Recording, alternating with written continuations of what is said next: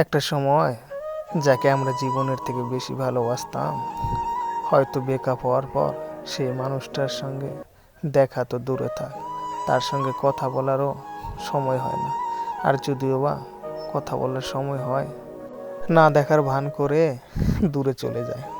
আমি সেই রাস্তার এক পথিক, সেই মানুষটার আশায় আজও বসে আছি।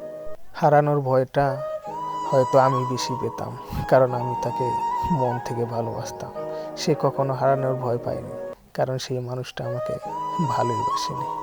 জীবনে কখনো তিনটা প্রিয় জিনিস হারিয়ে ফেলো না। যদি জীবন থেকে হারিয়ে ফেলো, কখনো তা হাজার কান্না করলেও পাবে না। 1, মায়ের ভালোবাসা। 2, বাবার আশীর্বাদ। আর 3, প্রিয় মানুষটার মুখের হাসি। কেউ যদি কাউকে ছেড়ে চলে যায়, কখনো হয়তো অতটা কষ্ট হয় না যতটা কষ্ট হয় তার অনুভূতিগুলো তার পিছনে ফেলে দিনগুলো মনে পড়াতে। আর একটা কথা, এই ভিডিওটা যদি ভালো লাগে, প্লিজ একটু সবাই মিলে চ্যানেলটাকে অবশ্যই সাবস্ক্রাইব করে দেবেন।